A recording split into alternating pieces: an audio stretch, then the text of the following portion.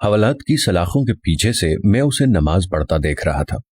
وہ 25-26 سال کا خوبصورت نوجوان قتل کے مقدمے میں 2 دن پہلے ہی یہاں لایا گیا تھا، جہاں سے چند دن بعد عدالتی کارروائی کے بعد اسے جیل منتقل کیا جانا تھا۔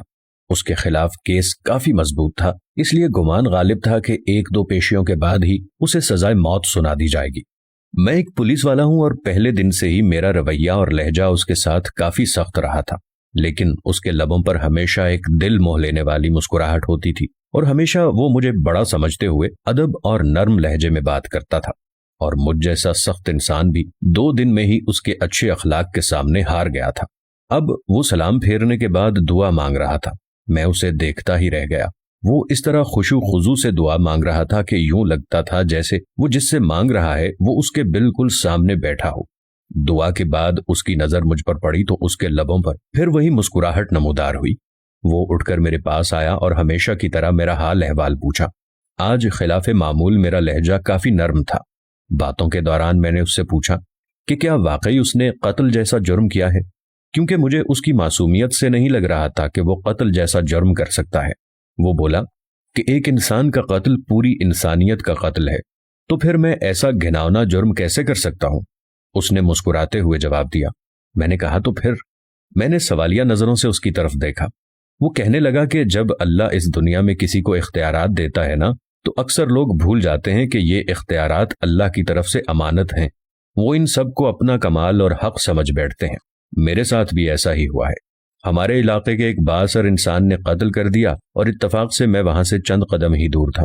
اس نے الزام مجھ پر لگا دیا، جھوٹے گواہ بھی تیار کر لیے اور میں یہاں آ گیا۔ مجھے دکھ سا ہوا۔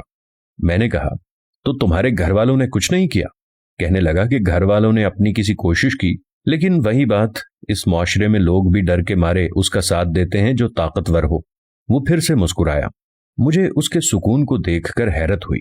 میں نے کہا کہ تمہیں ڈر نہیں لگتا؟ ہو سکتا ہے کچھ دنوں تک تمہیں موت کی سزا سنا دی جائے۔ کہنے لگا کہ انشاءاللہ مجھے کچھ نہیں ہوگا۔ میں نے اس کے آگے اپنی عرضی رکھ دی ہے جس کے سامنے بڑے سے بڑے بادشاہ کی بھی کوئی حیثیت نہیں ہے۔ اس نے بڑے پر یقین لہجے میں جواب دیا تھا۔ میں نے پھر سوالیہ نظروں سے اسے دیکھا۔ کہنے لگا کہ میں اپنے اللہ کی بات کر رہا ہوں، اسے میری بے گناہی کا علم ہے اور وہ مجھے کچھ نہیں ہونے دے گا۔ اس کے ہر لفظ سے محبت ٹپک رہی تھی۔ میں نے کہا کہ تمہیں یقین ہے کہ دعا سے کام ہو جائے گا؟ اگر نہ ہوا تو؟ کہنے لگا کہ جب اس سے مانگا جاتا ہے نا تو پھر شک میں نہیں پڑتے کہ وہ قبول نہیں کرے گا۔ میں سب کچھ اس پر چھوڑ کر انتظار کرتا ہوں۔ اس کے لہجے میں یقین ہی یقین تھا۔ میں بس اس کے چہرے کو تکتا رہ گیا کہ اس سے پہلے اللہ پر اتنا یقین شاید ہی کسی میں دیکھا ہو۔ 3 دن مزید گزر گئے۔ اس دوران اس کے گھر والے بھی اس سے ملنے آئے۔ وہ اپنے والدین کا اکلوتا بیٹا تھا۔ ماں کا رو رو کر برا حال تھا، لیکن اس کے سکون میں کوئی کمی نہیں آئی تھی۔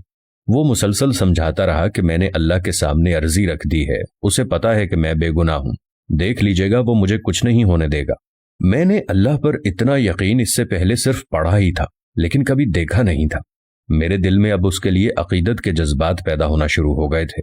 شاید اللہ کی محبت ہوتی ہی ایسی ہے جو پتھر دل کو بھی پگھلا دیتی ہے۔ اور پھر جب اسے عدالت میں پیش کیا جانا تھا، اس سے 1 دن پہلے ہی عجیب واقعہ ہوا۔ جس شخص نے خود قتل کر کے الزام اس پر لگایا تھا، وہ اپنی بیوی اور اکلوتے بچے کے ساتھ گاڑی میں کہیں جا رہا تھا کہ اسے ایک خوفناک حادثہ پیش آ گیا۔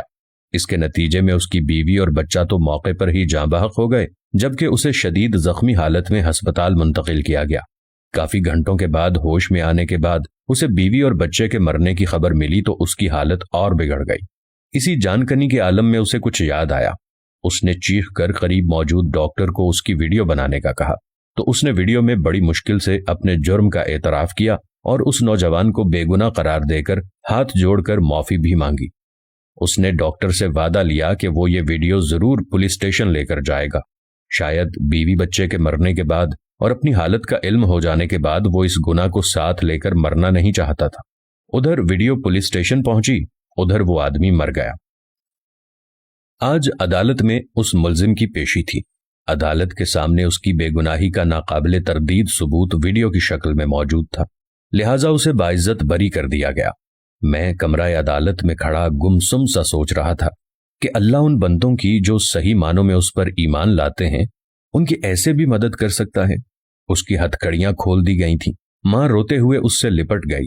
बाप की आंखों में भी आंसू थे, आज उसकी आंखों में भी आंसू थे, शायद इस वजह से कि अल्लाह ने उसे इन हालात में तन्हा नहीं छोड़ा था और इस तरह से उसकी मदद की थी जिसका किसी को वहमो गुमान तक न था। और मुझे याद है, मुझसे मिलने के बाद जब वो जाने लगा था तो मैंने उसे कहा था कि वो कोई ऐसी बात बताकर जाए जिसे मैं हमेशा याद रखूं। तो उसके अल्फाज थे कि अल्लाह से बढ़कर कोई हमदर्द और दोस्त नहीं, जब भी कोई मुश्किल पेश आए उसी से मांगे और फिर यकीन भी रखें कि वो कबूल करेगा। वो महज किसी सोच या तसव्वुर का नाम तो नहीं, बल्कि वो तो एक जिंदा हकीकत है। वो इस वक्त भी हमारे साथ है, शहरग से भी करीब। वो हमें देखता रहता है कि मुश्किल में हमारा रद्द अमल क्या होगा, और जो उससे मांग कर शक में नहीं पड़ते, अल्लाह भी उन्हें कभी तन्हा नहीं छोड़ता। ऐसे तरीकों से उनकी मदद करता है कि अक्ल हैरान रह जाती है। वो अब वापस जा रहा था और मुझे यूं महसूस हो रहा था जैसे मैं आज ही मुसलमान हुआ हूं, या जैसे मैंने आज ही अल्लाह को पा लिया है। सुभान अल्लाह। दोस्तों, अल्लाह पर यकीन न सिर्फ इंसान को बहादुर बनाता है बल्कि इंसान को जीने का सही ढंग सिखाता है। अल्लाह से दुआ है, अल्लाह हमें भी सही मानों में यकीन कामिल अता फरमाए